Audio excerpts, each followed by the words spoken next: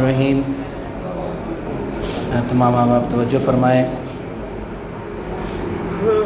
ایک تو سب سے پہلے آج قاری صاحب نے ایک حدیث مبارکہ پر عمل کرتے ہوئے نماز میں جب قرأت کی تو مجھے یاد آیا کہ سورۃ الفاتحہ سورہ اخلاص کے حوالے سے جو فضیلت میں ایک یہ فضیلت بھی تھی کہ ایک صحابی نے اپنے محلے کی مسجد میں جو جماعت کرانے والے صحابی تھے اس کی شکایت کی رسول اللہ صلی اللہ علیہ وسلم کے پاس کہ وہ صحابی جو ہمیں ہمارے محلے کی مسجد میں جماعت کرواتے ہیں کوئی بھی سورت پڑھتے ہیں اور سورت کے بعد میں سورہ اخلاص پڑھتے ہیں۔ تو آپ نے اس صحابی کو بلا کے پوچھا کہ آپ ایسا کرتے ہیں کہ آپ کوئی بھی سورت پڑھتے ہیں اور سورت کے بعد آپ سورہ اخلاص پڑھتے ہیں؟ آپ نے فرمایا صحابی نے عرض کی جی بالکل کرتا ہوں۔ آپ نے فرمایا کہ ایسا کیوں کرتے ہو؟ انہوں نے کہا کہ میری سورہ مبارکہ مجھے بہت پیاری لگتی ہے، بہت اچھی لگتی ہے اس کے مضمون کی وجہ سے، تو میں اس لیے ہر رکعت میں قرأت کے بعد اس کو پڑھتا ہوں۔ تو نبی علیہ الصلوۃ والسلام نے فرمایا کہ ہو سکتا ہے کہ تجھے اس سورت کی محبت ہی جنت میں لے جائے۔ تو یہ اسی پر انہوں نے کیونکہ عمل کیا تو مجھے وہ حدیث یاد آئی، اس دن میں بیان نہیں کر سکا تھا، ایک تو وہ بیان ضروری تھا۔ دوسرا سورۃ النصر جو ہم نے پڑھی تھی اس کے حوالے سے دو تین فضیلتیں اس کی۔ یہ ایام تشریق میں نازل ہوئی جب آپ صلی اللہ علیہ وسلم نے حج ادا فرمایا، حجۃ الوداع۔ تو جب یہ سورہ مبارکہ نازل ہوئی تو آپ صلی اللہ علیہ وسلم نے فوری طور پہ جس طرح سے یعنی ہنگامی کیفیت ہو جاتی ہے، آپ نے اپنی اونٹنی جو ہے اس کو تیار کرنے کا حکم دیا، پھر اس پر آپ نے سوار ہو کے پھر خطبہ دیا، جیسے الوداعی خطبہ دیا جاتا ہے، معروف خطبہ جو ہے آپ صلی اللہ علیہ وسلم کا۔ اسی طرح ایک روایت میں ہے کہ آپ جب یہ سورۃ مبارکہ نازل ہوئی تو آپ نے حضرت فاطمہ رضی اللہ تعالیٰ عنہ کو بلایا اپنے پاس اور سرگوشی کی ان کے ساتھ، یعنی آہستہ سے ان کے ساتھ بات کی۔ تو جب آپ نے کوئی بات کی تو وہ رونے لگ گئی، پھر تھوڑی دیر کے بعد آپ نے کچھ اور فرمایا تو پھر وہ ہنسنے لگ گئی۔ جب ان سے پوچھا گیا کہ یہ کیا معاملہ تھا تو انہوں نے فرمایا کہ آپ صلی اللہ علیہ وسلم نے مجھے کہا کہ یہ اس سورہ مبارکہ کے نزول سے مجھے میری وفات کی خبر دی گئی ہے۔ تو وہ فاطمہ فرماتی ہیں کہ میں رونے لگ گئی۔ تو پھر آپ نے فرمایا کہ میرے اہل خانہ میں سے جنت میں سب سے پہلے تم مجھے ملو گی۔ تو جب یہ آپ نے فرمایا تو وہ فرماتی ہیں کہ بے ساختہ میری پھر ہنسی نکل گئی۔ تو ایک اور روایت کے مطابق یہ سورہ مبارکہ جو سورہ نصر ہے یہ بھی 1/4 قرآن کے برابر ہے، یعنی قرآن پاک کے چوتھے حصے کے برابر ہے اس کی فضیلت بھی۔ آج کی جو سورہ مبارکہ ہے سورۃ الکافرون، اس کے بارے میں بھی یہ روایت ہے کہ یہ بھی قرآن پاک کے چوتھے حصے کے برابر ہے، سورۃ الکافرون بھی۔ کافرون لفظ جمع ہے، اس کا واحد کافر انکار کرنے والا۔ تو یہ کیونکہ سورہ مبارکہ کی پہلی آیت میں کافرون کا لفظ وارد ہوا، اسی بنا پر اس سورہ مبارکہ کا نام سورۃ الکافرون رکھا گیا۔ شان نزول اس کا یہ بیان کیا جاتا ہے کہ مشرکین مکہ انہوں نے اپنی کوششیں کی، کبھی آپ صلی اللہ علیہ وسلم کو ڈرا دھمکا کے اور آپ کے ساتھیوں کو سزائیں دے کے، جسمانی سزائیں دے کے، کئیوں کو شہید کر کے کہ آپ باز آ جائیں اپنی دعوت سے، وہ بھی کامیاب نہ ہوئیں۔ لالچ دے کے دیکھا کہ ہم تمہیں سردار بنا دیتے ہیں، جس لڑکی سے کو رشتہ کر دیتے ہیں، جتنی دولت کا وہ سارے اکٹھی کر دیتے ہیں، اس سے باز آ جاؤ۔ وہ لالچ بھی کام کوئی نہ آیا۔ بالآخر پھر جس طرح سے یہ شیطان اپنے مختلف ہیلے سکھاتا ہے اپنے ساتھیوں کو، تو ایک حربہ پھر انہوں نے یہ سوچا کہ ایسا کرتے ہیں کہ ان سے اب اور تو کوئی حربہ کام نہیں آیا، نہ ڈر کام آیا، نہ کوئی لالچ کام آیا، تو مصالحت کر لیتے ہیں ان کے ساتھ۔ تو وہ وفد آیا ان کا یہ رائے لے کر، بلکہ بعض روایات کے مطابق آپ کے چچا ابو طالب کے پاس وہ آئے تھے کہ یہ کم از کم اپنے بھتیجے سے کہو کہ اس پہ ہی آ جائے، کہ وہ آفر یہ تھی کہ ایسا کرتے ہیں کہ ہم مصالحت کر لیتے ہیں، صلح کر لیتے ہیں اس بات پر کہ 1 سال ہم تمہارے رب کی عبادت کریں گے اور پھر اگلے سال تم ہمارے معبودوں کی عبادت کیا کرنا۔ اس طرح سے صلح کر لیتے ہیں، اس طرح سے ہمارا فساد ختم ہو جائے گا۔ تو اللہ تعالیٰ نے یہ سورہ مبارکہ نازل فرمائی اور پھر آپ صلی اللہ علیہ وسلم نے یہی جواب ان کو دیا اس سورہ مبارکہ کے الفاظ کی صورت میں۔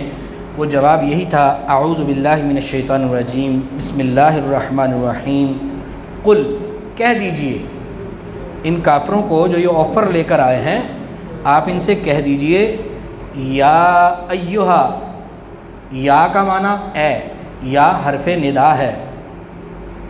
یہ بار بار میں یاد دہانی کرواتا ہوں، عربی گرامر کے اندر جملے کے اندر 3 چیزیں ہوتی ہیں، حرف، فعل یا اسم۔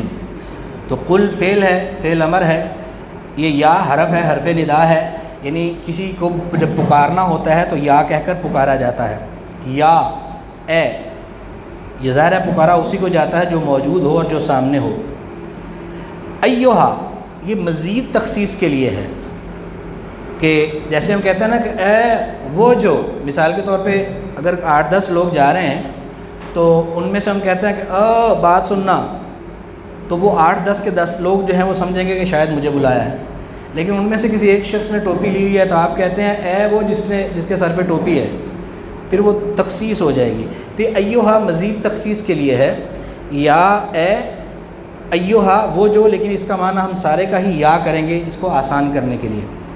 یا ایہا اے، الکافرون، کافرو، کافر کفر سے اسم فاعل ہے، کفر انکار کرنا، کافر انکار کرنے والا، کافرون اس کی جمع ہے۔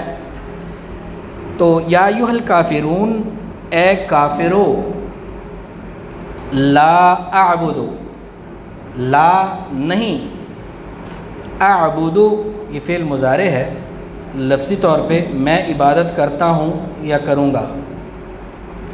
لا اعبدو نہیں میں عبادت کرتا، ما جو، تعبدون تم عبادت کرتے ہو۔ اب ما کا معنی جو ہے جو بھی ہو سکتا ہے اور جس کی بھی ہو سکتا ہے۔ یہ سورہ مبارکہ جو ہے اس میں، کیونکہ یہ جو الفاظ ہیں ما کے، یہ 2 دفعہ آئے ہیں، یعنی 2 دفعہ دہرائے گئے ہیں، اس میں بھی مفسرین نے مختلف اس کی تفاسیر کی ہیں۔ ایک دفعہ آپ 3 آیات کم از کم پڑھ لیں، یا بلکہ ساری ہم جب آیات پڑھ لیتے ہیں تو پھر وہ بات زیادہ اچھے طریقے سے آپ کی سمجھ میں آئے گی۔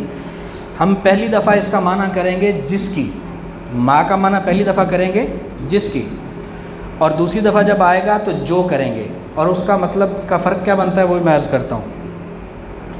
لا اعبدو نہیں میں عبادت کرتا، ما تعبدون جس کی بجائے جن کی ہوگا نا، کیونکہ وہ تو بتوں کی کرتے تھے، بت کافی سارے تھے۔ ما تعبدون جن کی تم عبادت کرتے ہو، ولا اور نہ، انتم تم، عابدون، عابدون جمع ہے عابد کی، عابد عبادت کرنے والا، یہ عبادت سے یعنی جو مادہ ہے اس کا عبادتن، اس سے فعل امر ہے، عابدن، عابدن اور اس کی جمع عابدون، فعل امر نہیں ہے، یہ اسم فاعل ہے۔ تو اسم فاعل عابد، اس کی جمع عابدون۔ ولا انتم اور نہ ہو تم، ولا اور نہ، وا اور لا نہیں، انتم ہو تم، ولا انتم اور نہ ہو تم، عابدون عبادت کرنے والے، ما جس کی، اعبدو میں عبادت کرتا ہوں، ولا اور نہ، انا میں، عابدن عبادت کرنے والا ہوں، ما عبدتم جیسی تم عبادت کرتے ہو۔ عبدتم لفظی طور پہ فعل ماضی ہے، جیسی عبادت کی تم نے، یعنی جو میں نے دیکھا ہے جس طرح کی بندگی تم کرتے ہو ویسی عبادت میں نہیں کر سکتا۔ ولا انا اور نہیں ہوں میں، ولا وا اور لا نہیں، انا میں، عابدن عبادت کرنے والا، ما عبدتم جو تم عبادت کرتے ہو، ولا انتم اور نہ ہو تم، عابدون عبادت کرنے والے، ما اعبد جو میں عبادت کرتا ہوں۔ یعنی تم یہ میرے پاس آفر لے کے آئے ہو، ایک تو یہ ہے کہ میں یہ صلح اب تم سے اس بات پہ کر بھی لوں تو سوال ہی پیدا نہیں ہوتا، کیونکہ عبادت تو، بندگی تو یہ ہے نا کہ انسان اپنا سب کچھ کسی کی رضا کے لیے، اس کے لیے وقف کر کے اس کے سامنے جھک جائے۔ تو جس کی میں عبادت کرتا ہوں تم اس کی عبادت نہیں کر سکتے، یہ ہو ہی نہیں سکتا۔ اور اسی طرح سے جیسی میں عبادت کرتا ہوں، جیسی تم عبادت کرتے ہو بتوں کی، ویسی عبادت بھی مجھ سے نہیں ہونی۔ تو جب کیفیت یہ ہے کہ جس کی میں عبادت کرتا ہوں، جس کی تم عبادت کرتے ہو، میں وہ عبادت نہیں کروں گا، ان کی میں عبادت نہیں کروں گا، اور نہ ہی تم عبادت کرنے والے ہو جس کی میں عبادت کرتا ہوں۔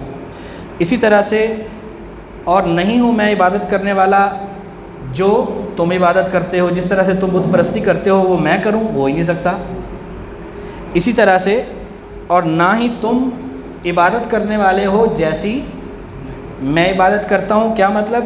کہ تمہارا بت پرستی پر مبنی اپنا ایک طریقہ ہے، ہمارا اپنا رب ہے جس کی ہم عبادت کرتے ہیں، تم نے اس کی عبادت کوئی نہیں کرنی دل سے۔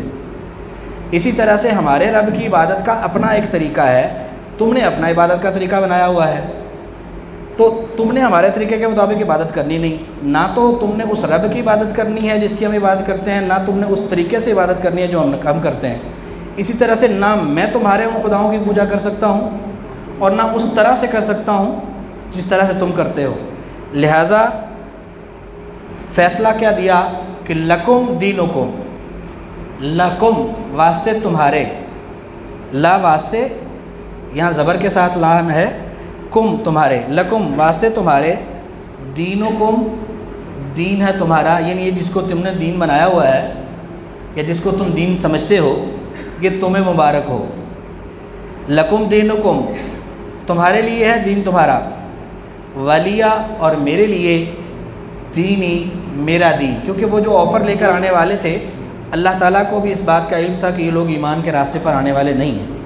تم لگے رہو اپنے اس بت پرستی کے دین پر، مجھے اس سے کوئی سروکار نہیں اور تمہیں میرے دین سے کوئی سروکار نہیں، تمہارے لیے تمہارا دین جاؤ تمہیں وہ مبارک ہو، میرے لیے میرا دین، مجھے تمہاری یہ آفر قبول نہیں ہے۔ یہ دراصل اس کا ابھی اس حوالے سے بھی کافی ساری روایات اور فضیلتیں اس سورہ مبارکہ کی بھی رہتی ہیں، وہ انشاءاللہ کل عرض کروں گا۔ آج صرف جو الفاظ ہم نے پڑھے ہیں ان کو میں دہرا دیتا ہوں، اور بلکہ جو تفسیر دیگر جو 2 دفعہ آنے کی جو کی ہے دیگر مفسرین نے وہ بھی بیان کرنے کی اس کی ضرورت ہے، انشاءاللہ وہ میں کل ہی عرض کروں گا۔ آج صرف ان الفاظ کو دیکھ لیجیے۔ اعوذ باللہ من الشیطان الرجیم، بسم اللہ الرحمن الرحیم۔